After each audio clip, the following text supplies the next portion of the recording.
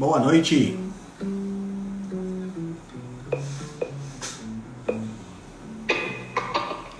Sejam todos bem-vindos a mais uma Live Rebelde.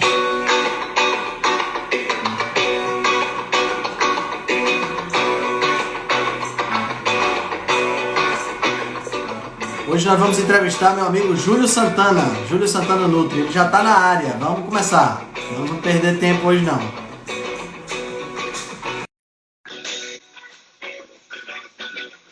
Sejam todos bem-vindos. Oi, Paula. Oi, mãe. Olá, Fala, grande Júlio Santana. grande Henrique Altran, tudo beleza, meu amigo? Tudo show de bola, cara. Prazer enorme ter você aqui. Muito obrigado por ter aceitado o convite. Pô, coisa boa, uma grande honra receber o seu convite, né, estar aqui Que é para poder isso. falar com você uma grande satisfação. Muito legal, muito legal.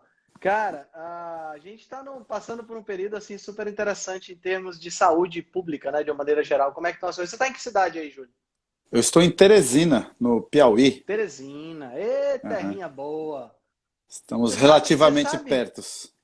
Estamos pertinho. Você sabe que eu já fui em Teresina algumas vezes na minha vida, e uma das vezes, em 1996, há muito tempo atrás, eu cheguei em Fortaleza, teve uma chuva de granizo em Teresina, É, aqui de vez em quando tem esses né? Não tem eventos uns assim. eventos assim É, espetaculares, né? aham. Muito legal, muito legal. É, aqui, Cara, embora seja Nordeste, né, já tem uma aham, faixa de transição que chama Meio Norte, que é uma isso. transição entre a Caatinga e a Floresta Amazônica. Então Uhum. tem umas coisas no clima assim que são meio diferentes. Bem diferentes. Inclusive tem uma rua climatizada. Ainda tem a rua climatizada aí? Tem a rua climatizada ainda. Ela está com o clima quente, como sempre, mas ela chama rua climatizada. Muito legal, muito legal. Teresina é uma terrinha que eu visitei muitas vezes, gosto bastante daí. Cara, vamos aproveitar que a gente está nesse papo aqui super legal e se apresenta aí para o pessoal te conhecer um pouco mais, o pessoal que não te conhece ainda. Pronto, eu sou o Júlio Santana, sou nutricionista, moro na cidade de Teresina, sou paulistano, filho de pais mineiros, Eita, né? É uma legal. confusão grande aí, Brasil inteiro, né? E faço 51 anos agora em abril, sou Você tá bem, hein? nutricionista. Ah, obrigado. Tá Você bem. tem quantos, Henrique? Eu tenho 46. Ah, você está bem também. Está muito bem, né? Sou nutricionista há quase 3 anos de formatura, né? Eu entrei na Certo. faculdade com 44 anos e me formei com 48. Então foi esse aluno Bem parecido tardio também. comigo. Eu também, bem parecido comigo. Eu vou Aham, me formar com 47, né? Bem sim. parecido. Aham. E aí eu acho que a gente vai para a faculdade com uma visão diferente, né? Tem Uhum. outras profissões. É. Sou administrador, sou publicitário, sou professor, né? Cara, você Dou tem uma aula. formação bem vasta antes, né? Tem uma formação vasta antes. E eu queria assim, uma atividade autônoma. E aí, quando eu emagreci 55 quilos fazendo dieta de baixo carboidrato, eu falei assim: vou estudar esse negócio aí, Cara, você emagreceu 55 quilos. fazendo dieta de baixo carboidrato. Poxa, que Depois de massa! ter reganhado 45 quilos de uma perda de 66 depois de uma dieta, de uma cirurgia bariátrica. Não, peraí, Entendeu? conta essa história direito. Você É, pesava quanto antes eu da cirurgia? pesava. No ano 2000, eu pesava 183 quilos. Cara, 180. Cara, é 183. muito É muito peso, peso, é cara. muito É peso, muito peso. né? Aí eu fiz uma cirurgia bariátrica, eu cheguei a pesar 117, Que né? ano você fez a cirurgia? No ano 2000. No ano 2000, certo. No ano 2000. Foi Aí eu mais ou fiquei com menos a mesma época, sabe, Júlio, que a minha namorada fez, a Gabi. A Gabi também é sim, bariatrizada, ela fez mais ou né? menos nessa época. Acho que ela fez um Isso. pouco mais tarde, acho que ela fez 2006, por aí. Aqui em Teresina eu fui um dos 100 primeiros, uma coisa assim. Certo. Eu estou entre os 100 primeiros, né? Aí depois eu cheguei a 117, continuei comendo do jeito que eu comia antes. Só que eu comia Uhum. menos. Comia Sim. menos, mas comia com a mesma variação. E em 2009, 2010, né, eu já estava de novo com mais de 160 quilos. Caramba. E aí eu fiquei alguns anos, né, brigando lá com o peso e tal. E aí, em 2013, né, eu fui fazer uma dieta por conta própria de baixo carboidrato e vamos que vamos, não tinha muita informação, e eu, como eu gosto de cozinhar, ia fazendo minha comida, como tinha uma agência de propaganda, me envolvia com mídia, não sei o quê, aquele negócio foi ganhando corpo. Quando eu vi, eu tinha emagrecido já 55 quilos, e aquilo começou a tomar meu tempo, né? Porque aparecia no jornal, aparecia na revista, e a pessoa perguntava como é que era, vinha outro atrás. Eu falei, deixa eu ver que isso aqui é um negócio que chama muita atenção, vou estudar, vou ser nutricionista, né? Aí eu fui para a faculdade e fiz tudo direitinho, Caxias mesmo, do jeito que eu aprendia lá, eu fazia. Aí terminei a faculdade com quase 25 quilos a mais do que quando eu entrei. Seguindo as diretrizes. Seguindo as diretrizes. Mas depois eu baixei de novo. Quando eu me formei, né, eu fiz questão, cara, foi muito engraçado, porque eu comprei um jaleco no primeiro dia de aula. Né, ele servia direitinho, abotoava, né? Aí no dia de apresentar meu TCC, eu fui apresentar com esse jaleco, né? E eu falei, ó, eu vim com esse jaleco que é do primeiro dia de aula, e para falar que eu fiz tudo certinho durante os 4 anos aqui, e meu jaleco falta um palmo para fechar, né? Não serve mais. Ah, você deu um tapa na cara de todo mundo que tava mas assim, foi um tapa de protesto, né? Porque ninguém queria me orientar, sabe, Altran? Porque eu queria falar de low carb, e aí, não pode, não sei o que e tal, né? Aí eu arrumei um viés, eu fui falar de diabetes. Do diabetes eu peguei que uma das dietas que poderia acontecer era de baixo carboidrato, já era reconhecido. E que um efeito colateral de dieta de baixo carboidrato era a perda de peso, sabe? Então eu dei uma volta. Deu uma volta. Mas funcionou. Tirei uma nota 8 lá e passei, entendeu? Todo mundo tirava 10, 9.9, 9.8, eu fui apresentar, eu tirei 8, né? Mas tá bom. Deu para passar, deu. Então vamos que vamos, tá funcionando. Né? Cara, esse viés na faculdade é impressionante. Até agora eu não sei se eu vou conseguir fazer o meu TCC dentro do que eu quero, né? Que é ó, já te deu uma dica aí, dá uma enviesada, né? Dá uma enviesada, né? Fala lá de esteatose hepática, triglicerídeo, né? Dislipidemia e vai encaixando lá no meio, acha low carb cetogênica lá. Cara, é incrível isso aí. E essa época que você se formou, né? Que você se formou então há 3 anos atrás, então foi 2018. Isso, né? Foi em agosto de 18. Certo. Essa época que você se formou, você já começou a atuar? Foi assim, já direto? Não. Eu não fui atuar e eu meio que me internei, sabe? Eu estava finalizando eu tinha uma agência de propaganda. Aí o negócio mudou demais, eu tinha muitos funcionários, aí fui desativando a agência. E aí, quando eu praticamente fechei tudo, né? E aí eu fui me internar para estudar. Alguma coisa assim. Foi quase que um ano sabático, onde eu peguei tudo que eu já tinha juntado de low carb e tal, e eu fui passar a estudar. Eu creio que eu devo ter, entre podcast, entre leituras, entre conversar com pessoas, livros, tal, dá mais de 1000 horas, né, de low carb, vamos dizer assim. Aí foi quando eu achei, não, acho que aqui já dá para eu começar a atuar. Hoje eu tenho 2 anos praticamente que eu estou de consultório, mas hoje eu acho que eu sei muito menos do que 2 anos atrás, né, embora meus resultados são muito superiores de 2 anos atrás. É impressionante que até fiz uma live esses dias com a Sabrina, né? Eu falei assim, muito interessante, porque se a gente estudar 10 horas de nutrição, a gente aprende tudo sobre macronutriente. Você fala com propriedade, fala tranquilo. Aí se você faz 100 horas de nutrição, você vai aprender a relação desses nutrientes com as patologias. Né? Você consegue resolver algumas coisas. Mas aí quando você estuda 1000 horas, você sabe que não sabe nada e que tem um monte de coisa para você aprender. Verdade. Então, assim, tem que cair lá nos posts do Altran, né? Um monte. Todo dia tem uma riqueza de post. E aí você tem que prestar atenção em quem comenta de forma inteligente as coisas do Altran. E você vai lá e vê tudo que aquela pessoa publica também. Aí você vai fazendo aquela bola de neve, né? Um dia, quem sabe, você está lá na reunião da Rebelde, né? No Clubhouse, para poder conversar com o povo. Mas é muito legal. Aquele grupo é muito legal, né, cara? A gente compartilha muita coisa boa ali. Muito bom. Muito legal. Muito bom mesmo. E aí foi esse trajeto aí, sabe, Altran? Estamos aqui hoje. né? Continua ainda sendo um tal de nutricionista fora da caixa, né? Sim. Sim.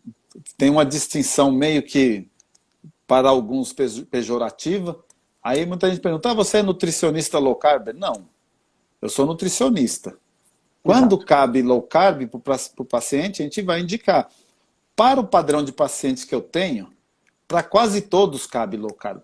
Sim, Né? sim. Eu tenho Sim. muito paciente diabético do tipo 2, paciente com algumas manifestações da síndrome metabólica, paciente com dislipidemia, com esteatose hepática, paciente com algum grau de déficit cognitivo. Então a gente vai trabalhando isso, né? E vai colhendo resultado. É impressionante que, no final das contas, quando você apresenta uma solução para o paciente, é muito simples. Ele fala, mas é só isso? É só isso. Mas não, eu pensei que você ia me passar alguma coisa a mais. Eu falo, não, não é a mais. Aqui você vai sair do consultório com a menos. A gente está tirando coisas do Exato. seu cotidiano Exato. e esse a menos é que vai resolver a sua parada. Exato. Aí é impressionante como é simples e tão difícil de ter uma adesão, né? Mas olha que a pessoa entende, cai a ficha. Por isso que eu acredito que você vai trabalhar da mesma forma. A gente não faz uma consulta, Exato. a gente faz uma consultoria. A gente engaja a pessoa dentro da filosofia para que ela compre aquela ideia, entendendo o que está acontecendo com ela. Tá? Uma coisa que é até estranho, eu não faço cardápio para o meu paciente. E é a primeira coisa que o paciente espera num consultório de um nutrição. nutricionista. Aí ele fala assim, eu vou entrar lá, vou falar rapidinho e vai abrir a gaveta, ou vai pegar um aplicativo, ou vai me mandar um cardápio do que eu tenho que comer e qual a hora que eu vou ter que comer. Geralmente é isso que se espera. E é exatamente isso que ele não leva. Ele não leva isso. Né? Perfeito.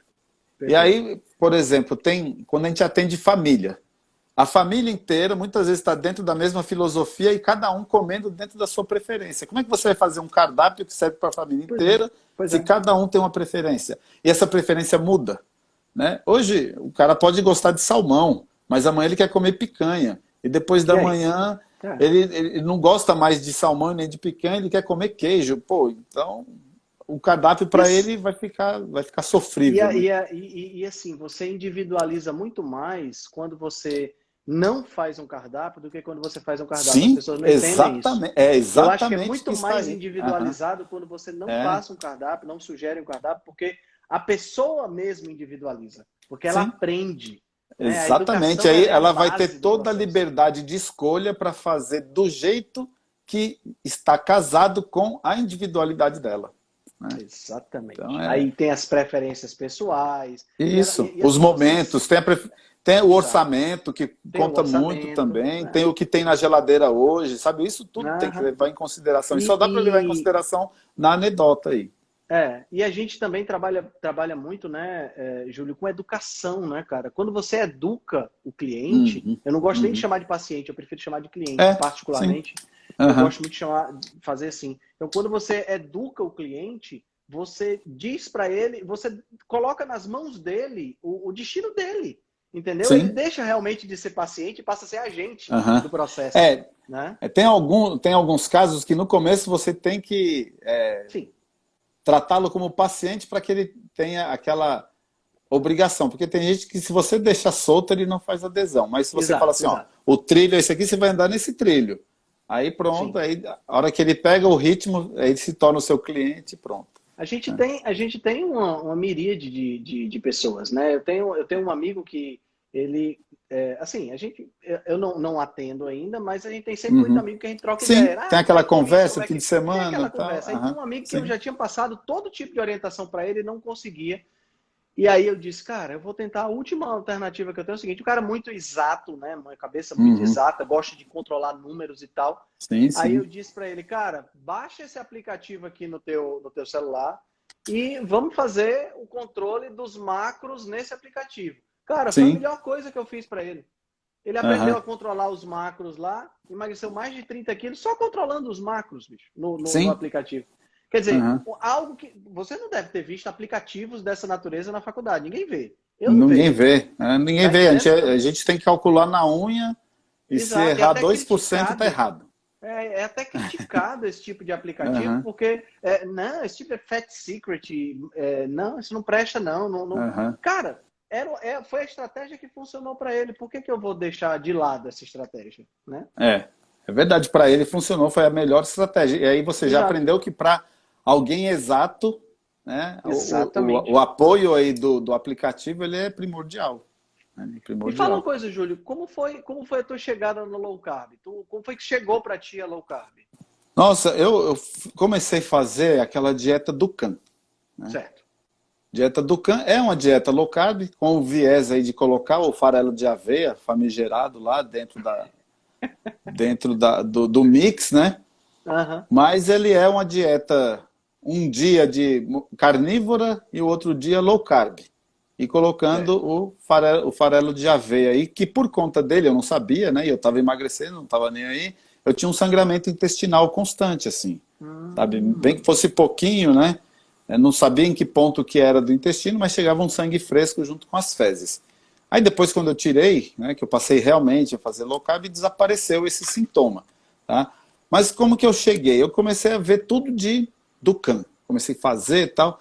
Uma coisa interessante, o viés, né, de proteína na Dukan ele é muito esclarecido, né? E aí a gente tem uma proteína vegetal que é o glúten, certo. entendeu? Então, por conta disso, eu aumentei o consumo de glúten. Eu comprava farinha enriquecida com glúten para fazer algumas receitas. A receita Uhum. ficava top, bonita, né? Só que me lascava lá no meu intestino, né? E aí isso eu não sabia, mas eu estava no viés lá do macronutriente, ok? E aí eu pesquisando, fui vendo coisa, aquela bola de neve que a gente vai fazendo, né? Uhum. Aí eu cheguei lá no Seiichi Arata, do Arata Academy, não sei se você já Sim, viu, já ouvi né? falar, Ele é já ouvi um falar. tipo de coach, ele tem umas coisas muito interessantes, ele fala de tudo, né? E eu peguei um dia lá que ele estava falando de dieta low carb, né? E ele, como foi bem no começo assim também, ele falava do Loren Cordain, né? Sim.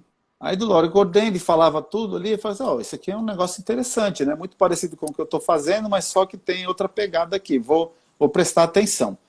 E aí eu comecei a prestar atenção e eu comecei a pesquisar, era tudo em inglês, né? E aí a gente acaba chegando lá no Dr. Souto, né? Claro. Que estava tudo organizado, sabe?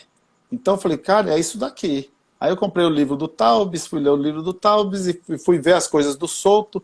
A gente não aprende muito ciência na faculdade, a gente não É aprende verdade. É dar verdade. valor ao que presta como ciência, era simplesmente chega um artigo para a gente, ó, o artigo, que beleza, faz uma festa, faz uma rápida avaliação ali, mas a gente não vai para os pormenores de saber como é que foi feito, dentro de uma escala de hierarquia de, de importância daquela ciência ali, onde que ela está localizada. A gente não está nem aí se é observacional, se é randômico, se é controlado, se é revisão de bibliografia. A gente chega um artigo lá, a gente lê, faz um resumo e acha que está abafando. E aí a gente Exatamente. vai aprender ciência, como que organiza isso, aprendi muita coisa com o doutor José Neto, né? Então, que lá na SBE Academy, ele é bem estruturada o ensino disso daí. E aí a gente vai juntando coisas. Eu acredito que eu li o site lá do Dr. Souto de ponta a ponta, inclusive o fórum, né? O fórum é muito rico, né? Talvez tão rico quanto o conteúdo. E aí depois a gente passa para os podcasts, né? Lá o Dr. Fábio Rieger no podcast dele, aí você vai no podcast do Dr. José Carlos Peixoto, e você vai achando as pessoas, sabe? É todo mundo muito altruísta, da mesma forma que você é. O seu conteúdo é muito rico, né? E aí, se você para ali, alguém teve o trabalho de selecionar aquilo ali, trazer prontinho, te entregar, sabe? Aí você vai Uhum. aprender, né? E aí, quando você vai para a aplicação, funciona. Aí você fala, cara, isso aqui é tão simples. E aí você conversa com colegas, né, da medicina mesmo, eu tenho muito colega médico, e aí ele fala assim, não, mas eu nunca vi desse jeito, né? Eu falo assim, pois é, vamos, aí e amplia, né, a discussão e a gente vai vendo que faz muito sentido, que talvez a academia tenha problemas hoje que faltam ser resolvidos e que quando você vai trazendo para essa abordagem mais integrativa que a gente tem, faz muito mais sentido e funciona melhor, né?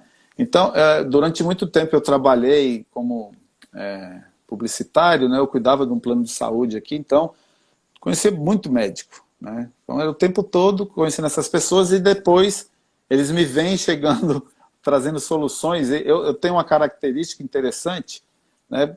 Modéstia à parte, que dependendo da especialidade, eu vou com o meu paciente na consulta, entende? Entendi. Eu vou com o paciente, né? Então, se eu estou tratando uma nefropatia diabética, eu vou no nefrologista com ele, porque eu vou lá falar para ele que o cara vai comer proteína, porque eu estou tratando diabetes e não a nefropatia, que a nefropatia é decorrente do diabetes. O paciente tem uma retinopatia, eu vou no oftalmologista com ele. O paciente diabético está usando insulina, a gente vai querer retirar a insulina, fazer um esquema de emergência, eu vou lá no endócrino para ele desmedicar. Eu não desmedico ninguém, mas eu acompanho o paciente para a gente fazer uma decisão compartilhada como isso que acontece. E é muito legal. A maioria dos médicos são muito receptivos. Eles falam, eu só não consigo receitar isso para o meu paciente porque falta o profissional que faça o acompanhamento, que monitore, né? Semana passada mesmo fui no endocrinologista com um paciente, ela falou assim, se todo paciente fizesse esta dieta, não tinha diabetes tipo 2. Né? Mas só que quem é que vai cuidar disso? Eu falo assim, nutricionista, mas tem que treinar o nutricionista para que ele cuide desse paciente, né? E é nesse padrão, né, que eu gosto de trabalhar e eu acho que tem funcionado direitinho. Muito bom, cara, muito bom. Essa é uma ideia boa, viu? Acho que eu vou começar a botar essa... Cara, eu me acho formar, eu vou fazer isso aí. se você chega com um argumento para o médico que acompanha o seu paciente, ele vai te ouvir, sabe? Você vai mostrar alternativa para ele. Muitas vezes a gente pensa assim, o médico receita remédio e pronto, acha que resolveu. Cara, é porque o que está no alcance dele. Exato, sabe? exato. Ele tem que atender o paciente dele em 15 minutos, porque tem uma fila imensa lá fora esperando para falar com ele. Ele já tem certeza que o laboratório falou para ele que funciona aquele medicamento e ele passa o medicamento e na outra vez que o paciente volta ali, pelo menos nos números ele teve uma melhora e ele continua na conduta, né? Interessante.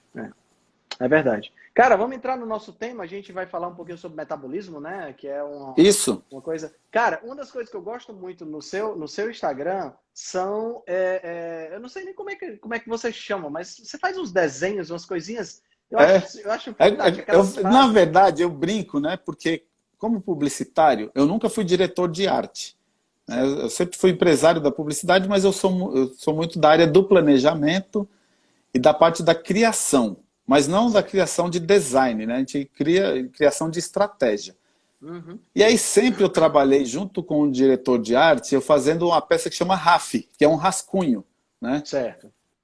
E aí eu falei assim, cara, durante muito tempo, minha característica dentro da publicidade, trabalhando, foi fazer o rascunho, né? Que daí eu entregava para o diretor de arte. Eu falei, eu vou melhorar um pouquinho o rascunho, mas eu vou continuar fazendo o rascunho. Então é como se ele tivesse ajeitado para fazer uma arte. Só que eu não vou até a arte final. Poderia, tem acesso às pessoas, tem acesso ao profissional, poderia ter um software para fazer isso, tem vários softwares excelentes para fazer isso, mas eu mantive uma identidade com o meu post, né? Sim. Eu acho muito legal mesmo. Que é usar o rascunho, usar muito aqueles íconezinhos dos emojis que a gente tem, eles todos disponíveis, né? Faz parte da realidade das pessoas, sabem o que é aquilo ali, e aí a gente consegue comunicar. Né? É uma identidade. Você tem uma letra bonita, né? Uma letra cursiva bonita, coloca muitas cores, canetas e tal, eu acho muito legal. Quando eu estou com mais paciência, eu desenho mais a letra, e quando eu estou sem, já fica aquele meio garrancho para consumo próprio, mas dá para entender. Né? Muito legal. Muito legal. Cara, vamos falar então sobre metabolismo, né? Vamos detalhar um pouco para o pessoal que está seguindo a gente e ver se a gente consegue derrubar alguns mitos, né? Metabolismo lento, metabolismo rápido. Fala um pouquinho para a gente o que é metabolismo, né? Detalhando aí o que é anabolismo, catabolismo. Fica à vontade aí, porque a minha audiência gosta de podcast longo, então pronto. arrocha aí. Arrocha. hoje, só para a gente exemplificar, hoje uma paciente que eu consultei ela na semana passada, você vê, ela fez uma cirurgia bariátrica em dezembro, né?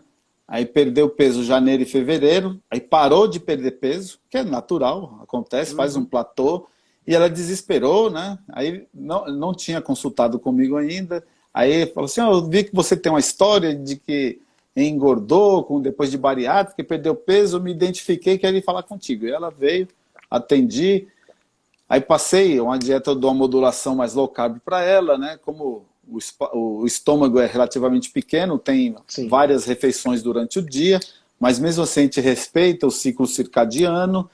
E aí hoje ela me mandou uma mensagem, né? Ela falou assim, qual o termogênico que eu tomo? Eu falei assim, não precisa nenhum, né? Não, é porque eu podia comprar tal e tal que eu vi aqui na loja. Eu falei assim, não precisa. Ela falou, mas me indica um aí. Eu falei, coloca canela aí em pó no seu café, né? Ela falou assim, mas isso eu já tomo. Eu falei, então tá bom. Eu falei assim, mas qual que eu compro? Eu não compro nenhum.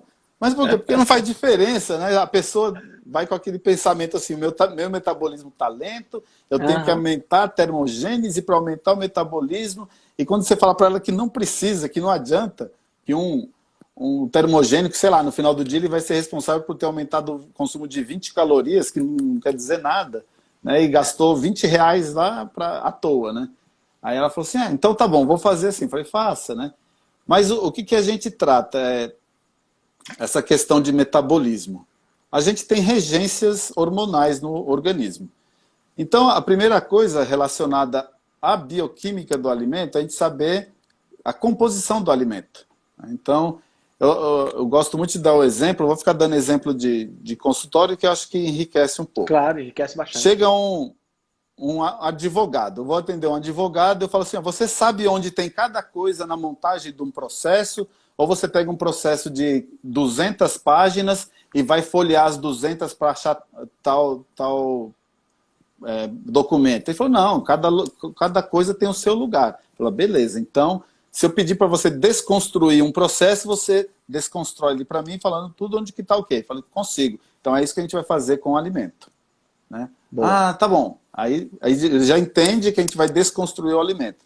Aí chega um engenheiro, né? Eu falo assim, quando você faz o seu projeto, né, que você vai fazer lá as camadas, né, de cada componente do projeto, fazendo as lâminas que vai dar o desenho final no final. Você sabe o que vai ter em cada lâmina? Ele, sim, porque depois, quando eu vou sobrepondo, eu tenho um projeto completo. Tenho o hidráulico, tenho o projeto arquitetônico aqui, tenho o projeto de infraestrutura, vou sobrepondo. Falei, beleza, então você sabe desconstruir uma obra, vamos desconstruir o alimento.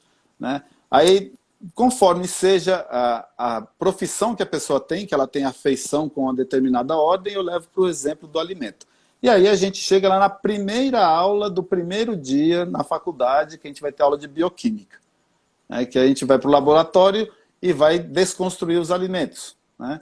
A gente vai fazer o forninho para ver quanta cinza sobrou, vai fazer a filtração da gordura, vai colocar lá no túnel de evaporação, mexer lá com os voláteis para descobrir quanta gordura tem. Aí a gente vai fazer a questão de ver quanta proteína, vai ver grau Brix para saber quanto que é carboidrato que vira glicose e tal. Então aquela brincadeira desse primeiro pedaço da bioquímica, a gente traz para o alimento.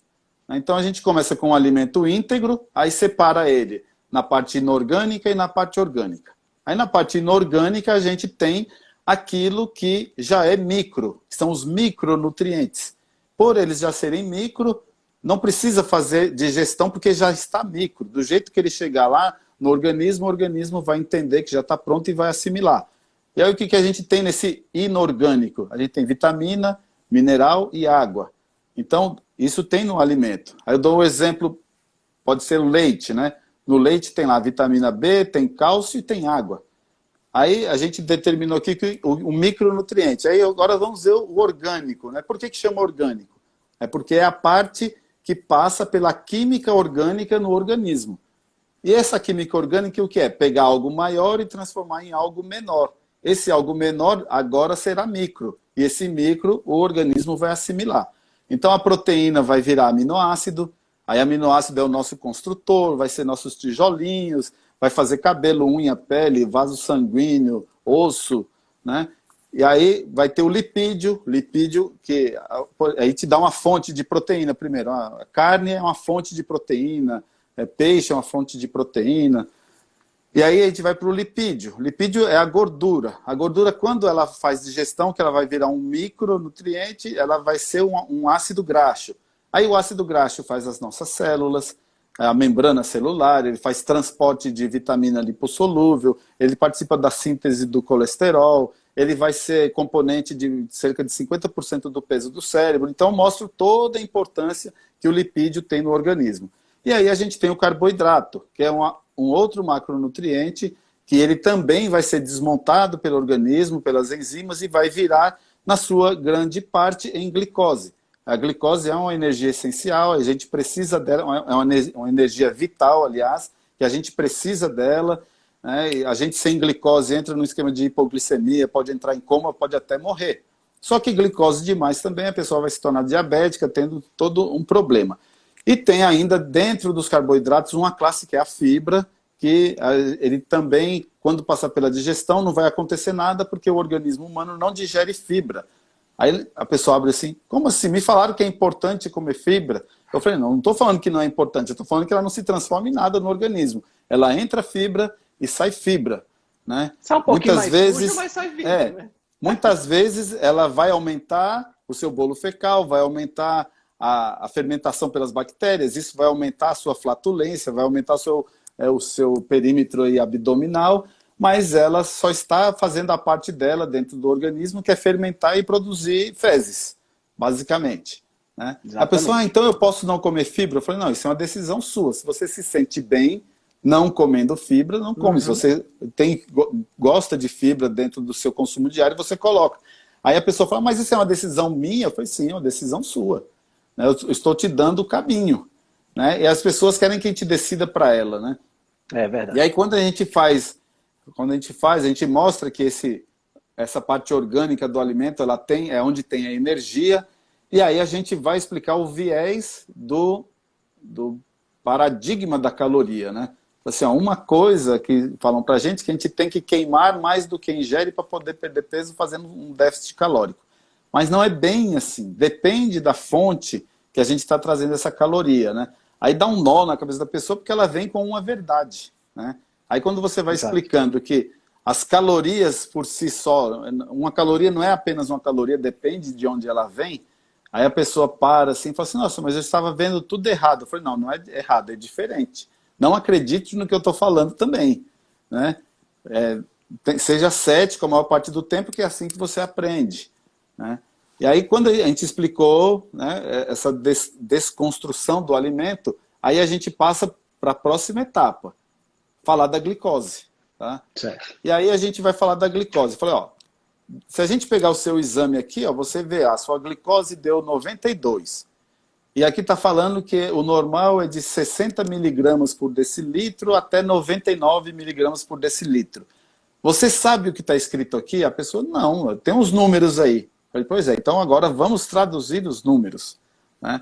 Considerando que uma pessoa tem em média 5 litros de sangue circulando no seu sistema sanguíneo, o que seria 60 miligramas de glicose por decilitro de sangue? Que seria o mínimo normal. A gente pega 60 miligramas na 10ª parte de 1 litro, aí se a gente faz 1 litro de sangue, são 600 miligramas, que são 10 vezes, e para 5 litros são 3.000 miligramas, que é o mesmo que 3 gramas. Então agora vamos quantificar. Um balde de sangue com 5 litros, você tem que ter pelo menos uma colherzinha dessa de café, que tem 3 gramas, como açúcar no seu sangue. Pelo menos isso, né? De glicose, essa medida. E o máximo do normal é essa mesma continha, que vira 5.000 miligramas, que dá 5 gramas, que são 2 colherzinhas dessa. Né? Ah, legal, mas eu nem como açúcar. Beleza. Você não come sacarose, açúcar de mesa que vende lá no supermercado. Então agora a gente vai ver tudo que vira açúcar. Aí é uma festa, né? Quando a gente entra aqui, os açúcares, as frutas doces, os sucos de fruta integral, os amidos de grãos, os amidos de raízes, os amidos concentrados, tudo isso, aí a gente mostra os alimentos, tudo isso vira glicose. A pessoa, não, mas Quer dizer, então, que uma colher de goma tem mais glicose do que uma colher de açúcar? Sim. Né? Sim. Né? Vamos entender que a colherzinha de açúcar, ela tem duas bolinhas de gude que vão se separar lá pela enzima e uma vai virar frutose e a outra glicose. Então, metade virou glicose. A outra metade virou frutose, a gente vai falar todo o viés da frutose. Mas o que é uma tapioca, por exemplo? É um colar de pérolas. Cada pérola é uma glicose, que ela está nesse colar. Só que quando chega lá no intestino, o cordãozinho se rompe. Aí todas as pérolas agora são glicose que vão para a sua circulação. A pessoa, nossa, então tudo vira glicose. Tudo isso vira glicose. Né?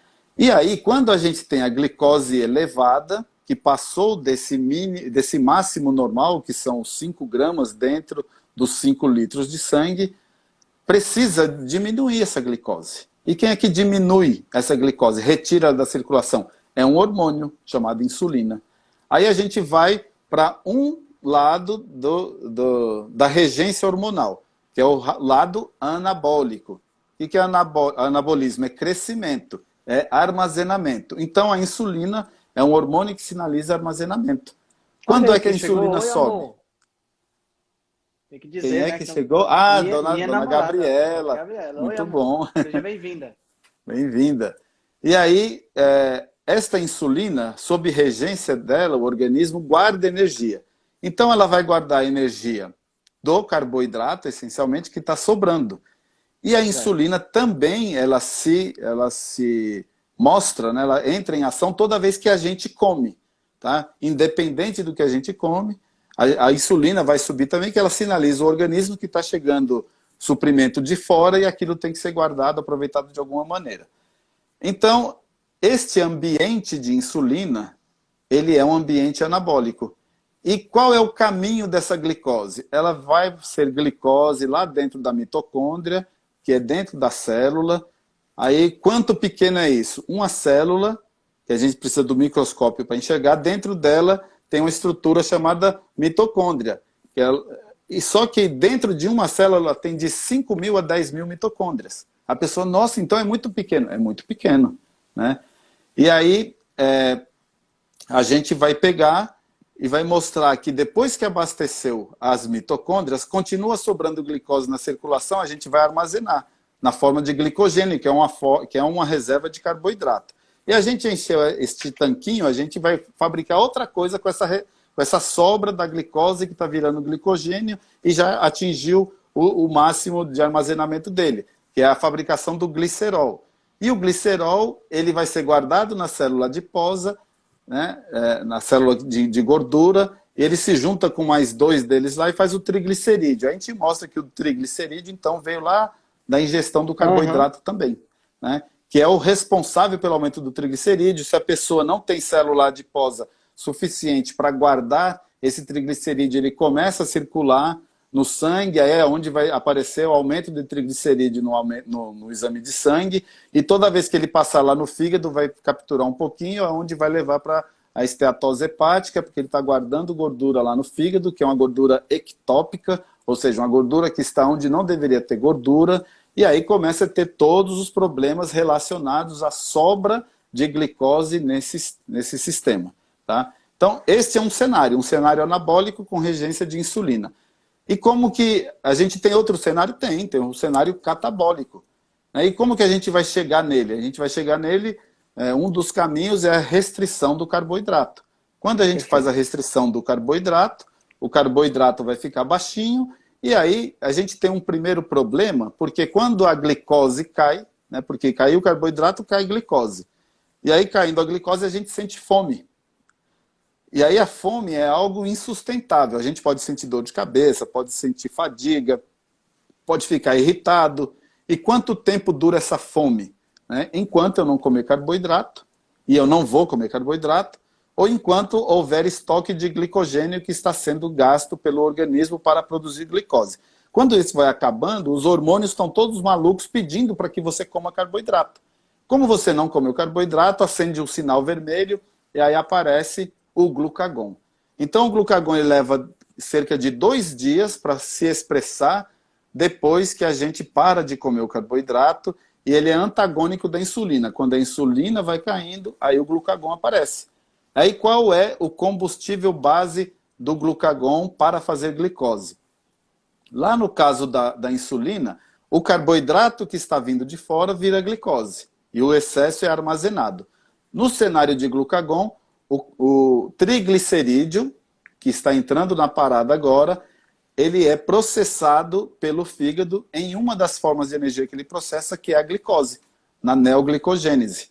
Tá? Então, até brinco, a pessoa fala assim, mas o meu personal trainer falou que eu tenho que fazer um pré-treino de carboidrato. Eu falo assim, ele está certo, né? Olhando aqui no lado da regência da insulina.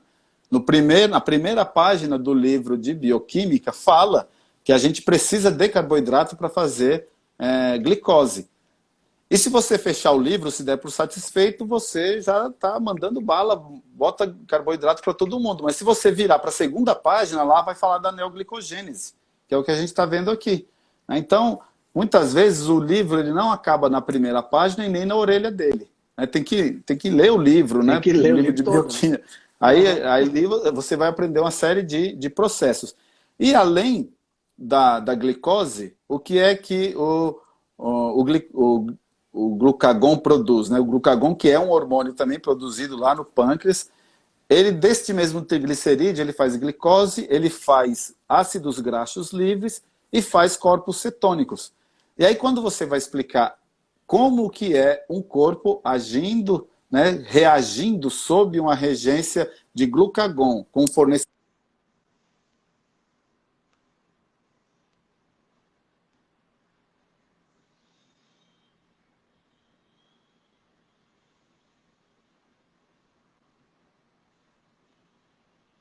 Deu uma travada na imagem e no som do Júlio. Vamos aguardar para ver se ele restabelece.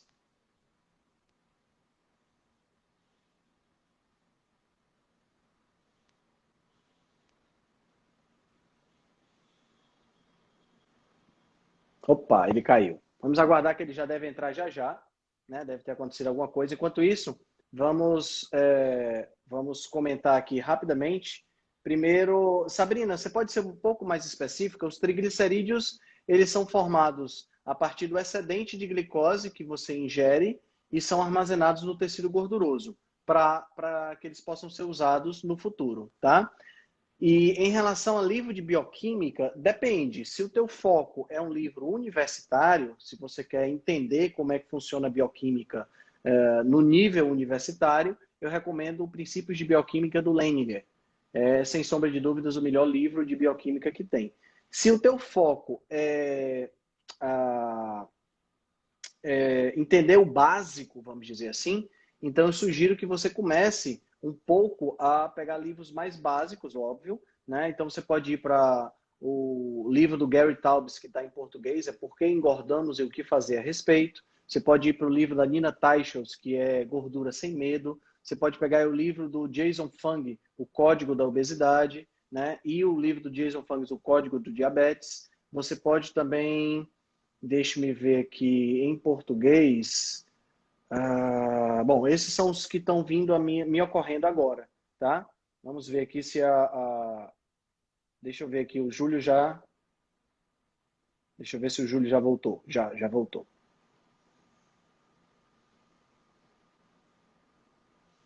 Já está chegando aqui de volta o Júlio. Caí aqui, mas voltei. Opa! Ainda bem que você voltou. Caí aqui, mas voltei. Beleza, então você estava falando da... eu estava vendo a sua explicação, acho que é legal falar dos livros, né? O pessoal estava perguntando aí, bons livros, aí eu queria exatamente entender que tipo de livro, né? Porque na faculdade a gente tem lá o Bioquímica do Leininger, que é a base, né, que a gente acaba utilizando, mas aqui para o nosso nível leigo, né, vamos dizer assim, a gente tem o Código da Obesidade do Jason Fung, tem o do Gary Taubes, Por que Engordamos, né? O da Nina Teicholz também, que é o Gordura Sem Medo. Qual você tem mais algum que você lembra de cabeça? Tem, eu gosto, por exemplo, do Jason Fung, não sei se você falou dele, da Nina Teicholz, do Gary Taubes, do Tim Noakes, né, professor Tim Noakes, é bem legal, são bem interessantes os livros dele. Mas são esses segmentos aí. A gente pode até, no final, a gente colocar aqui, ou até fazer um post a respeito, né?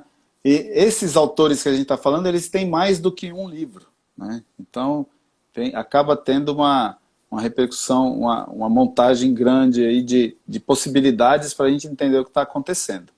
Né? Aham, exato. Bom, aí você Tá. estava falando do glucagon, né? Você estava no cenário do Isso. glucagon. Aí a gente chegou lá que tem 3 formas de energia, então, que o glucagon vai construir a partir dos triglicerídeos, né? Que é a glicose, que vai para a circulação sanguínea para chegar lá na mitocôndria, os ácidos graxos, que vão essencialmente para os músculos, e os corpos cetônicos, que vão para o cérebro, além de ir para o músculo cardíaco, mas a gente frisa bem a questão do cérebro, que algumas pessoas que têm patologias neurológicas se dão muito bem com a presença de corpos cetônicos dentro da dieta média no dia a dia. Tá? Porque o cérebro ele vai funcionar de uma maneira diferente da que funciona com glicose. Né? E aí a gente tem uma série de patologias que, na verdade, são sintomas da síndrome metabólica que são resolvidos dentro de um cenário de regência de glucagon, ou de um cenário de baixo consumo de carboidrato, que não necessariamente tem a presença das cetonas, que a pessoa pode não estar em cetose, mas a pessoa fazendo uma dieta de baixo carboidrato, ela vai modular os hormônios aí de forma que ela passa a não ter fome, né, porque a glicose agora ela passa a ser de uma fonte constante, não mais uma fonte com interrupções, que é no caso de comer o carboidrato para virar energia, a gente está ligado numa fonte mais perene de triglicerídeo, que é o músculo, que é o tecido adiposo, e esse tecido adiposo ele vai ficar fazendo energia o tempo todo. E aí a gente está estabilizado com relação à energia, aí consegue não sentir fome. E aí que consegue ampliar períodos de jejum ou fazer tempos maiores de jejum, além das 12 horas, e comer menos vezes durante o dia. E comendo menos vezes, a gente vai sinalizar a insulina para menor também. Então a gente tem uma alimentação pobre em carboidrato e uma alimentação em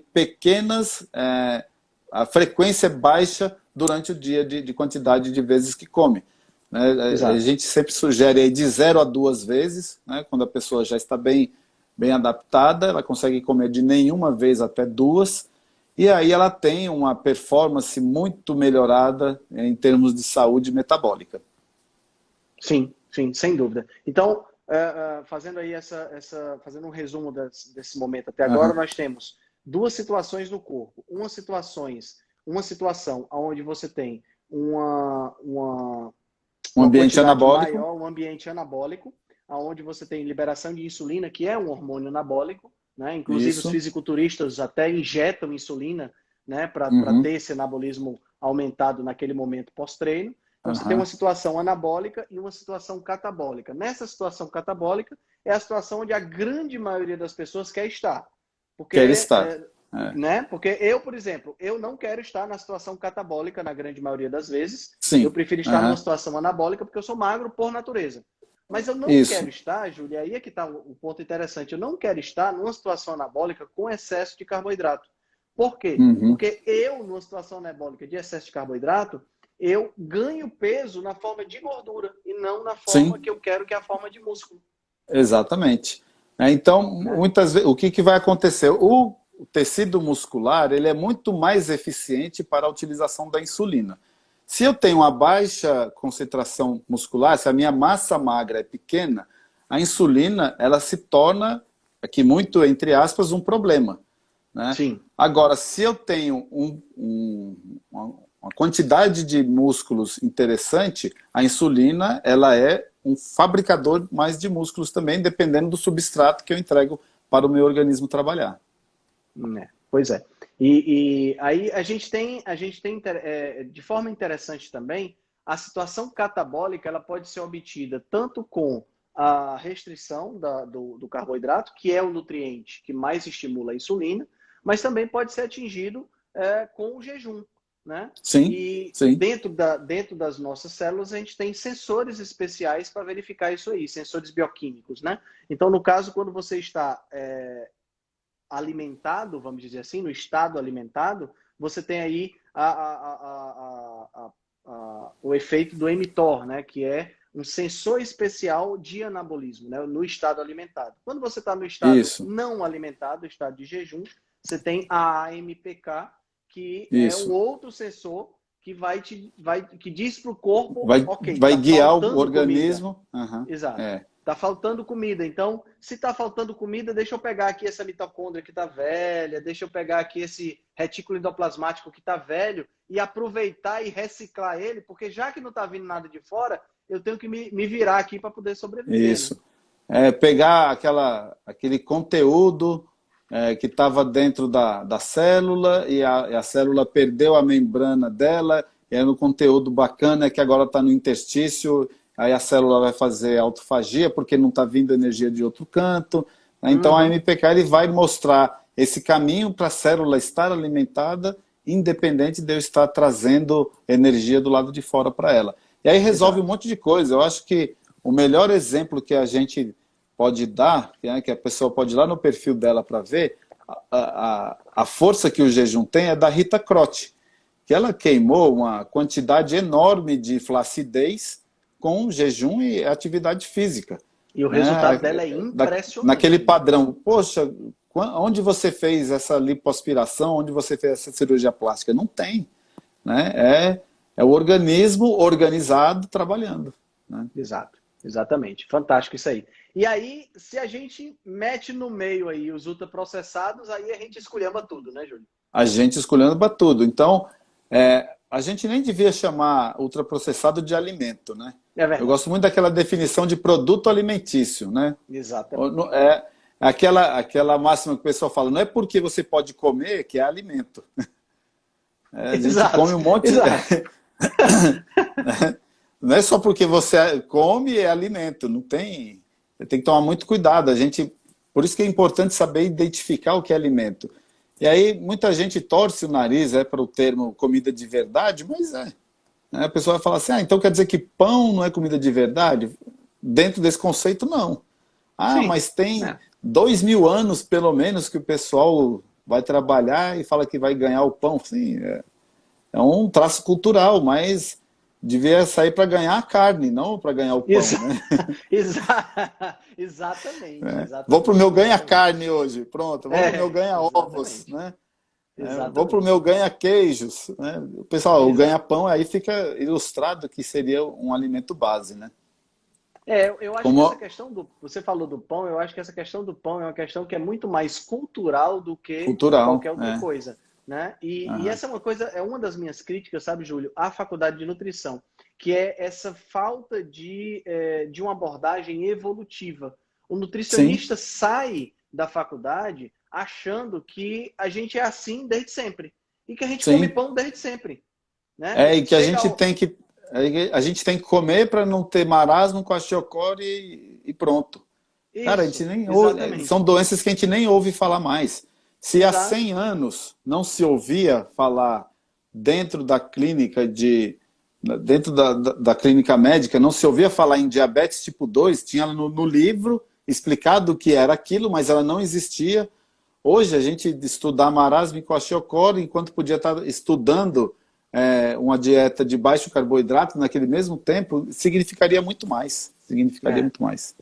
E aí o nutricionista diz assim, não, mas pão é um alimento ancestral. Sim, como é que pão é um alimento ancestral? O ser humano está aqui há 300 mil anos.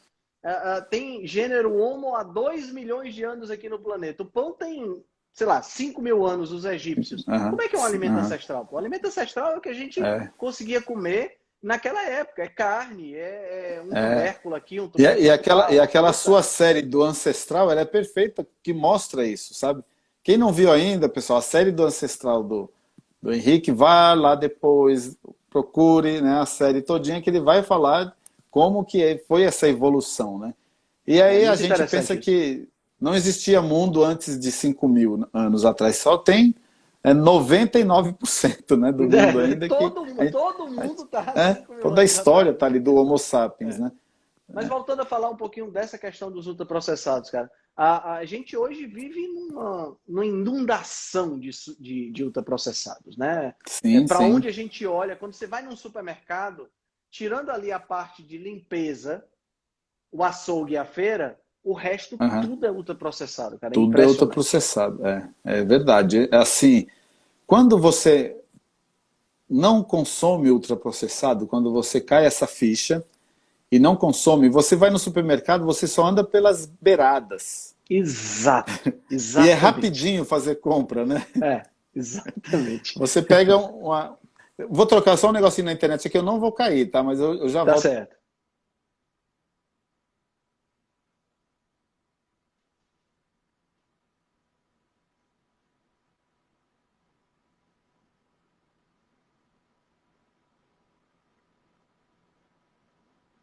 Então, respondendo aqui, aproveitando enquanto o Júlio está voltando, deixa eu responder aqui o Eudes. Eudes, eu vi que você fez a pergunta sobre a carne e está fazendo a pergunta Sei. sobre o. É Ah, só ótimo, Júlio. trocando Trocando aqui, a fazendo o fonte do roteador, né? sinal aqui. Deixa eu só responder essa pergunta Isso. do Eudes que apareceu aqui. Sim, Ele sim, fez essa sim. mesma pergunta em relação à carne, né? E Para eu quem acho come que muito vai. pão, tem alguma necessidade de tomar remédio para Remédio vermes? para verme. Ele fez a mesma pergunta em relação à carne. Cara, Aham. remédio para verme, né? Que na realidade não é remédio para o verme, é remédio para a gente, né? Para o verme é veneno, Sim, diga-se de veneno. passagem, né? É. Aham. Que é uma necessidade básica de, sei lá, hoje eu acredito que de 6 em 6 meses não é nem necessidade para a gente, né? Que Uhum. vive numa situação de saneamento básico. Mas pelo menos uma vez por ano você tem que vermifugar, né? Uhum. Porque você nunca sabe. Às vezes você está comendo um negócio e você está sentindo um troço e é um verme. Pode ser por conta de uma carne mal feita, mas pode ser por conta do alface que você comeu, né? Então, Pode ser por é conta algo da que tem água que que. chegou em Pode casa. ser por conta da água que chegou em casa. Então, Aham. não tem uma relação específica com um alimento específico. Pode ser porque você É passeou importante na você praia ter. descalço e teve a infelicidade de pisar num verme ali, e adquiriu também. Exatamente. Tá? Exatamente. Então, Foi brincar de tomar banho de chuva e aquela enxurrada ela lavou a cidade e você veio, pegou o verme ali também, então, pronto. Pronto. né? Então, não tem história. Só que Vamos tocar. é Ah, assim, fala aí. até é interessante, porque muitas vezes quando a pessoa começa a fazer a dieta, tudo que acontece com ela, ela vai Verdade. acreditar na dieta, Verdade, né? verdade, verdade, verdade. Aí é legal a gente falar isso porque o paciente a vida inteira tinha prisão de ventre. Aí ele foi consultar contigo, você melhorou a dieta dele, aí ele passa 2 meses bem, aí de repente ele tem um episódio lá de prisão de ventre. Ele liga e fala, doutor, mas aqui não é essa dieta não que está me dando prisão de ventre, né? É Pode isso ser, o aí. que você comeu ontem? Ah, eu saí com o pessoal, tomei cerveja, comi pizza, né? Mas foi só um pouquinho. Falei, Aham, só um pouquinho, é. entendi. Aham. É interessante, é muito interessante isso aí. Cara, ainda dentro dessa questão dos ultraprocessados, você estava falando da questão do supermercado, né? Que Vai normalmente pelas as beiradas. beiradas, né? Você vai pelas beiradas. E é incrível, cara, como essa é o setor mais barato do supermercado também, Sim, né? sim. Você não gasta muito dinheiro quando você vai pelas beiradas. Quando você pega aí a parte central, né, que tem aí os ultraprocessados, é onde você tem Né? aí, onde você gasta mais dinheiro. E outra coisa, você tem os produtos colocados de forma específica para te chamar a atenção, para chamar a atenção do teu filho que está lá com você, né, e Sim. obrigar praticamente você a comprar, né? E com relação a esse impacto com as crianças, é um negócio impressionante, porque não, a ética nesse sentido ela é muito, muito curta, né? É, A indústria ela lança a mão disso. Eu trabalhei muito tempo como publicitário e a gente estudava a melhor forma de vender coisas para criança. Pronto, por exemplo, né? E isso é utilizado o tempo todo. Só uma curiosidade, no Chile, né, a legislação não deixa utilizar personagens nas embalagens de produto infantil. sim. Já seria um lance legal. Eu até gosto de brincar, eu falo assim, ó, pegue um Doritos sem a embalagem, coloque num pratinho branco. E pegue um morango e coloque num pratinho branco, e a criança que não sabe o que é aquilo, você vai deixar escolher. ela vai escolher o morango. Se você colocar um pedaço de carne, ela vai escolher o pedaço de carne. Sem dúvida, né? Sem dúvida. Aí, qual é o atrativo lá do Porcaritos? É a embalagem. Né? É a embalagem. Que tem tanta promessa, tanto sensorial aguçado ali, explorado ali, que aí ela vai escolher aquele porque ela está usando as cores que a natureza usaria para chamar a atenção para um alimento. Exatamente. Eu estava vendo recentemente uma imagem, não sei quem foi que me mandou, uma imagem de um miojo que botaram a embalagem bem bonitinho, né? Bem saudável, né? Assim. Então, tons assim, pastel, uma embalagem que tem né? tons pastéis e verde, uma embalagem que tem uma aparência mais fosca. Tudo isso leva a pessoa a acreditar que aquilo ali é uma tem uma coisa tarjinha saudável. verde, assim, né? Lembrando natureza. Verdade. Isso é tudo desenvolvido para isso, né? Eu estava lendo uma vez, Júlio, que até a proporção do sabor que tem dentro da embalagem é uma proporção calculada para você ter determinados Doritos, por exemplo, que são um pouco mais picantes, determinados Doritos que são médio picantes e determinados Doritos que são pouco picantes. Porque isso gera a antecipação, a ansiedade pela antecipação para saber. Lógico que isso não é consciente, né? Mas o que eu vou pegar agora é mais ou menos, né? Será que isso, exatamente. É como você vicia um animal. Você não vicia um ratinho de gaiola quando você está fazendo um experimento. Você não vicia com uma dose constante de o elemento viciante, né? Você vicia exatamente porque você coloca num dia, no outro dia você coloca menos, no outro dia você coloca mais, no outro dia você não coloca nada. E você gera aquela ansiedade, né? Aquela ansiedade de saber o que é que está acontecendo, entendeu? É o mesmo processo com a gente com relação à comida, é o mesmo processo com a gente em relação à droga, né? E o que é que está mexendo no final? Com receptores nossos. Sim, sim. Onde os hormônios têm uma participação muito importante e a modulação disso com o cérebro, né, é a chave. Então, isso é totalmente pensado para que leve ao consumo. Né? Sem falar que o preço também, né, Altran? O preço tem hora que você não entende como que se consegue chegar naquele preço. Impressionante. Você faz todas as contas e não dá para chegar. A velocidade ela é muito importante para essa questão dos ultraprocessados, né? Velocidade desde do processo de fabricação, que torna o produto mais barato e imbatível na hora que você vai comprar, né? Porque você pega um pacote de biscoito recheado é R$1, R$1,50. Cara, R$1,50 é assim. Pensa, se a gente pensar como uma pessoa que não tem instrução e não tem grana, R$1,50 mata minha fome agora. Sim. É o que eu quero, entendeu? É o que eu quero para poder sustentar e eu continuar pelo menos o meu trabalhinho, catando lá alguma coisa, até eu conseguir um dinheirinho para comprar outra coisa. Então tem isso, né? E tem isso torna o produto irresistível e tem a velocidade de absorção também. Para você ter uma ideia, eu estou lendo o livro do Michael Moss agora, muito bom, foi até colocado lá no grupo, aquele Hooked, né?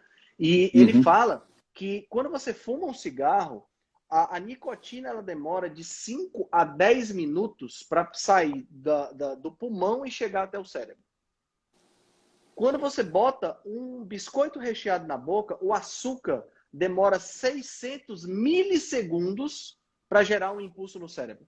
Ou seja, menos de um segundo. Menos de um segundo, é muito rápido.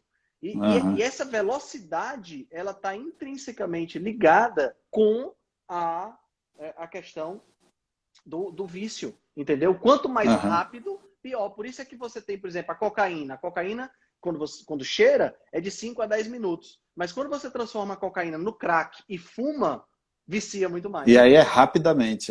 E é rápido. Aí está potencializado e a assimilação também, né? A Andresa está perguntando no livro aqui do Hookers. Passa para ela, Altran?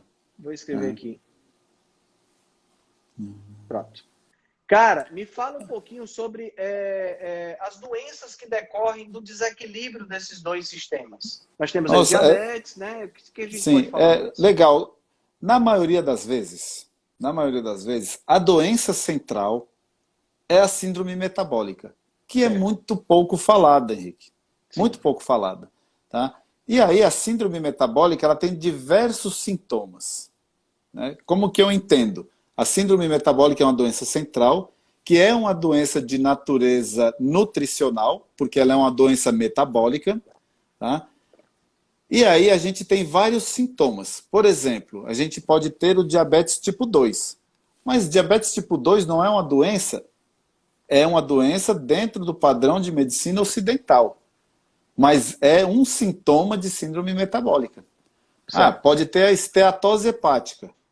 Mas esteatose hepática não é uma doença, não é a gordura no fígado? Sim, mas é um sintoma lá da síndrome metabólica.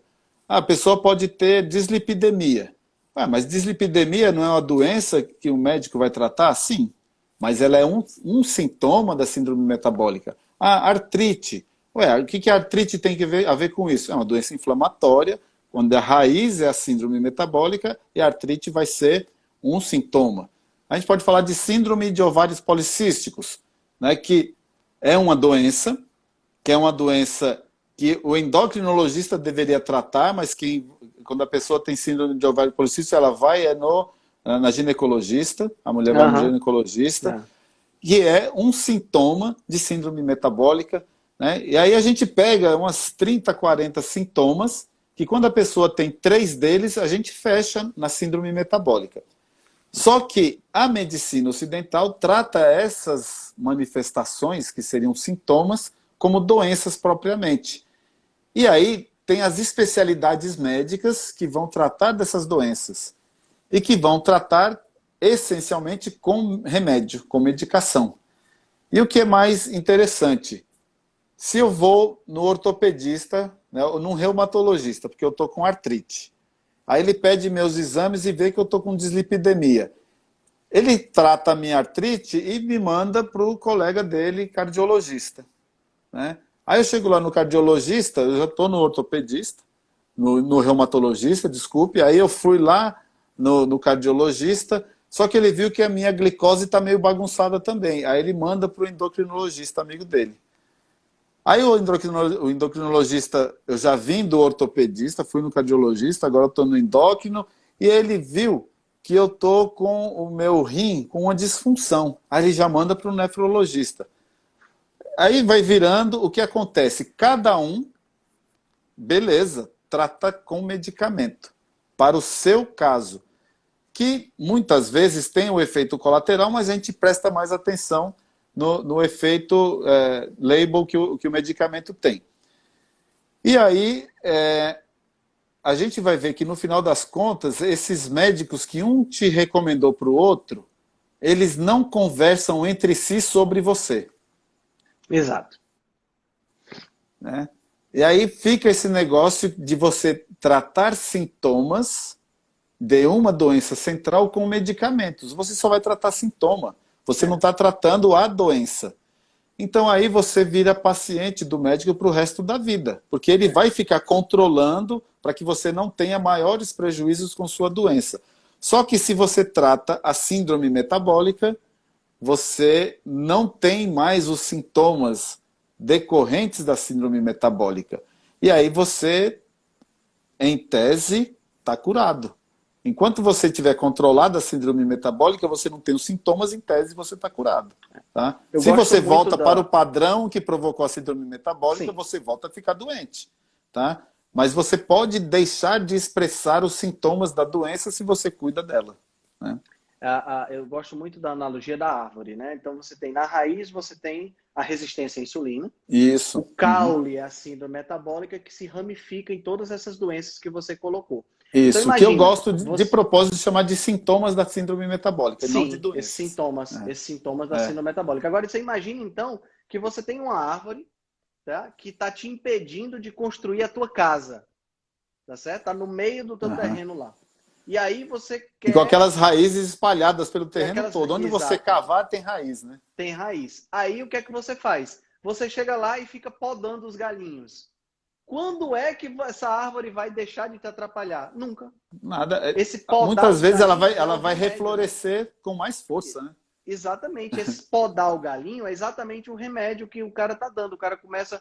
Ele foi lá no reumato, aí começou a tomar um remédio para gota, né? Por exemplo, a artrite é crise de gota, ele tomou lá, tá tomando lá o alopurinol. aí ele manda para o cardiologista passa uma estatina, aí o cardiologista manda para o endócrino passa o glifage, aí o outro passa, né? Aí você tá, cada remédio desse é uma podadinha que o cara toma, mas continua nutrindo a raiz continua lá. Então daqui a pouco ele vai ter que não só estar tomando o halopurinol, mas também o cardiologista não, vai e botar aí, um remédio aí para você pressão, fala assim, e aí vai, você né? vai no paciente, pega o paciente, ele está lá tomando uma rosuvastatina, por exemplo. Fala assim, tem quanto tempo que você toma a rosuvastatina? Ah, está com 3 anos. E quanto tempo faz que você foi no médico que receitou rosuvastatina? Ah, está com 3 anos. Eu fico só comprando todo mês. Rapaz. Né? A É muito pessoa, incrível. onde ela vai ganhando um remédio novo, vai incorporando, não volta mais onde medicou, não faz mais o acompanhamento. Aí quando vê, durante o dia está tomando 10, 15 comprimidos, né? Um atrapalhando o outro, né? E no final das contas a pessoa fica num estado de intoxicação Exato. medicamentosa muito importante, que ela pode muitas vezes perder a autonomia, né? E é interessante, sabe, Júlio, porque essa polifarmácia, né, que é uma realidade hoje, você é um cara de 51, né, anos, já é a idade que era que começa, né, que já tem já Sim. começa essa história de você usar medicamentos.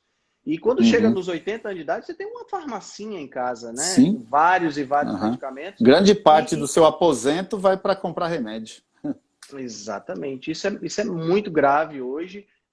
Muito diagnóstico que poderia ser resolvido com a mudança no estilo de vida, né? E Sim, aí vem sim. uma coisa que me deixa bem chateado com a faculdade, pelo menos a minha, né? É que ela ensina o futuro nutricionista a mudar a alimentação do paciente, né, do cliente, dentro dessa perspectiva de muito carboidrato e tal, mas ela não ensina a escutar o paciente ou a educar aquele cliente. Que esse é o maior erro. Eu já tive professores que disseram para mim, Henrique, eu não faço um cliente meu deixar de usar, um cliente meu diabético parar de usar tapioca no café da manhã, porque eu sei que se eu disser isso, ele não vai fazer. Eu digo, cara, quantas vezes tu disse para ele, tu explicou para ele o que é que está acontecendo, sei lá, mostrou uma foto de um cara com o pé amputado, né? Porque às vezes tem gente que só funciona na base do... Mas ela precisa entender, tudo A bem, ela terapia não da vai... doutora Janaína é mais ou menos essa, aí a pessoa é no choque, né? Tudo bem, a pessoa pode até não fazer, sabe, Júlio? Mas você deu para ela as ferramentas necessárias para ela tomar uma decisão sabendo das consequências. Mas se ela não souber das consequências, ela vai chegar lá no final, sabe? Imagina, ela vai chegar lá na hora da amputação e ela vai dizer, porra, mas eu estou fazendo tudo tão certo. O meu Exatamente. nutricionista disse E que eu aí ela podia... se culpa, ainda ela se culpa. Eu devo estar errando em algum lugar. Exato. Onde é que eu estou errando se eu estou fazendo exatamente o que é que ele mandou? Tá entendendo? Isso é muito destruidor, cara. Destrói uma pessoa. Destrói É a pessoa. verdade. Eu tive um caso, uma paciente de quase 80 anos, que ela tinha um sobrepeso e tinha uma hérnia incisional que tinha para tirar no abdômen. E aí o cirurgião dela pediu que ela emagrecesse em torno de 20 quilos, né? Então me encaminhou, fez um encaminhamento para um nutricionista, ela chegou até mim para perder 20 quilos para poder fazer uma cirurgia.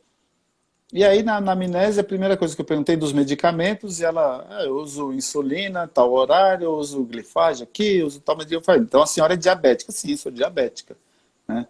Muito bem, então uma das coisas que a gente vai ter que fazer é retirar o seu uso de insulina, se for o caso, né? Daí você olha peptídeo C, a pessoa produz alguma insulina, né? Daria certo. Eu falei assim, vamos marcar com o seu endócrino, né? A gente para a consulta, marque com o seu endócrino que a gente vai lá conversar com ele. Aí na outra ocasião, 2, 3 dias depois, a gente foi no endócrino, chegou lá, ocasionalmente eu conheci a pessoa também, o médico dela, falei, doutor, eu quero tirar a insulina da paciente. Aí ele falou, tá bom, como que você vai fazer? Ele perguntou para mim, né? Eu vou fazer assim, dessa maneira, com baixo carboidrato e tal, e vai funcionar, né? Eu vou ficar acompanhando, né? Todo dia eu vou acompanhar a leitura de glicemia dela e vai dar certo. Nessa ocasião, ela tomava todos os dias 44 unidades de insulina. ok? Nossa Senhora. E aí ele falou assim, ó, só quero que você faça um esquema de emergência aqui, né? Se der mais que 180, tantas unidades, com mais que 210 tanto, mais que 300 tanto. A gente fez um esquema de emergência, e aí, acabando a consulta, ela é uma senhora esclarecida, né? Falou assim, doutor, então quer dizer que tem 24 anos que eu tomo insulina à toa? Ele falou, não, a senhora não toma à toa, a senhora precisa tomar se não tiver controle. Só que ninguém estava te controlando, ninguém estava monitorando. Eu não tenho como fazer esse monitoramento. A senhora não sabia fazer esse monitoramento. Agora o Júlio está dizendo que vai monitorar, né? Aí então a gente pode. Ela falou assim, então ela repetiu de novo, assim, meio desapontada. Claro, Então quer dizer que claro. tem 24 anos que eu tomo insulina à toa, né? E aí no primeiro mês que ela passou a fazer low carb, ela durante o mês todo usou 6 unidades de insulina, né? Incrível. Em pouco mais de meio ano, ela perdeu o peso que tinha que perder. Eu não sei se fez a cirurgia por conta de pandemia, mas chegou no peso. Cara, quando o cliente chega a essa conclusão, é muito decepcionante, cara. É muito Uhum, decepcionante, Júlio. Porque esse endócrino poderia ter dito, olha, você tem duas opções. A gente pode tratar isso com remédio, você vai injetar uhum, insulina. Cara, 24 anos, Júlio. 24 uhum, anos, cara, todo dia se uhum, injetando de uhum. insulina. Sim, mais que Ou uma a vez gente, por dia. mais que uma vez. Ou a gente pode fazer o seguinte, você pode injetar insulina, ou a gente pode fazer o seguinte, você pode consultar um nutricionista e pedir para ele uma dieta de baixo carboidrato. Sim. Uhum. Qual é o que a Foi, senhora acha mais interessante? foi como Explicar as duas o coisas. paciente que eu acompanhei semana passada. A médica, eu fui para o consultório com ele e ela falou assim, ó, senhor fulano, se todo paciente diabético fizesse do jeito que o senhor faz, não tinha diabetes, né? Não tinha tanta gente diabética no mundo. Uhum, Só uhum. que as pessoas, ela emendou, não contestei nada, mas ela falou assim, mas as pessoas querem tomar remédio, elas não querem fazer dieta. Aí Exato. ele falou assim, doutora, eu quero fazer dieta, porque antes eu não sabia que tinha dieta, agora eu sei, eu quero fazer a dieta. E o cara é feliz da vida, sabe? O cara é feliz da vida, né? É É impressionante. verdade, é verdade. Cara, a gente já passamos aqui de 10 horas já. Se a gente deixar aqui, a gente vai até meia-noite, meu amigo. Vai embora, né? Vai embora. Uhum. Cara, eu queria que você deixasse Isso uma que a gente nem mensagem está pro dando pessoal. muita atenção aqui, tem tanta pergunta interessante chegando, é que não dá tempo, né? A gente vai Não dá correndo, tempo, não dá a tempo. A pessoa, galera que fez né? perguntas, se quiser perguntar A pro pessoa Júlio lá fala de no direct ou autoimune, a pra gente mim. pode fazer uma live de autoimune Sim, oportunamente, pode, sabe? pode. Você tá Uhum. com um projeto semanal agora com o Felipe, né? A gente não sabe se vai ser semanal ou quinzenal, mas Certo. talvez domingo agora tenha de novo. É domingo, 9 horas da manhã, aí chama Beleza. consultório de nutrição. A gente sempre vai pegar casos e discutir o caso, Olha né? que legal. Olha que legal. E Né? aí, De assim, repente pode abordar aí autoimune e tal, né? aham. E é legal porque sempre tem tema, sabe? Sempre tem um tema. A nutrição é um negócio tão amplo e tão resolutivo, quando bem feito, que é impressionante. A gente olha assim e fala, pô, por que eu não soube disso antes? É É, sempre. é verdade. É Você tem verdade. essa impressão que trabalha com a ferramenta e para quem está recebendo essa informação fica também, fala assim, mas por que eu não soube disso antes, né? É verdade. Vai sabendo, vamos disseminando, né? É um tema, assim, eu sou apaixonado por isso e é maravilhoso. Cara, que livros você indicaria aí pro pessoal? Que você leu e que mudaram a sua vida? Não precisa ser livro de nutrição, não. Pode ser outra área também. Pode ser outra área. Não, eu gosto muito de leitura o tempo todo, tá? Tem um Eu sou livro desse que é uma modelo também. leitura muito simples, uma leitura para o leigo, né? Que é aquele do Rodrigo Polesso, que esse não é mais um livro de dieta, Sim, né? sim.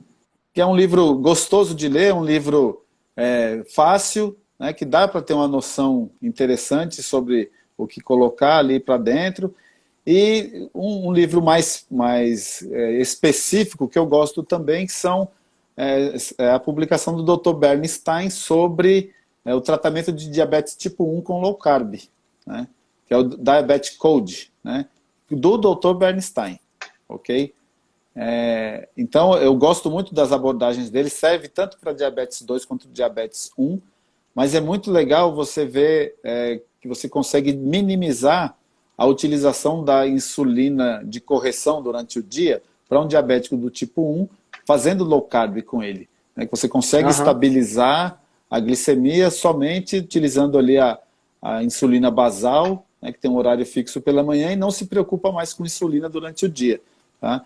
Geralmente, eu tenho pacientes que a gente faz o primeiro trabalho, que é da estabilização da glicose, né, para que ela não tenha altos e baixos, para não ter o risco de ter uma hipoglicemia, e depois a gente vai, depois de estabilizado, a gente vai baixando ela estabilizada até chegar dentro de níveis da normalidade. É um trabalho muito legal também de ver acontecendo. Né? Então, eu recomendaria Dr. Bernstein e recomendaria Rodrigo Polesso. Show, show de bola. Júlio, eu quero te agradecer demais a tua participação, tá? E realmente você faz a diferença, tá? Pessoal que não segue que bom, ainda, obrigado. já clica lá e segue ele. Você tem uns posicionamentos que são muito bons. A gente está lá no grupo, eu acho que você agrega demais valor lá, então é super legal a gente manter eu sou meio calado, eu fico mais aprendendo do que contribuindo, mas é muito, muito interessante. Mas quando tem umas você entradas fala, pontuais, assim. Muito, né? Mas quando umas você entradas fala, pontuais. Muito legal. Eu Vamos gosto ver de se ver. a gente tá tão perto, né, cara? Vamos ver se a gente se encontra qualquer dia desse. Isso, vamos sim. É mais fácil a gente se encontrar do que a gente imagina, pela proximidade. Né? É verdade. E assim, a gente, você também tem essas referências, a gente vê sempre muita coisa de fora. Meio que estado da arte, aquilo que está acontecendo, a gente já consegue ter um senso crítico se é válido ou se não é válido.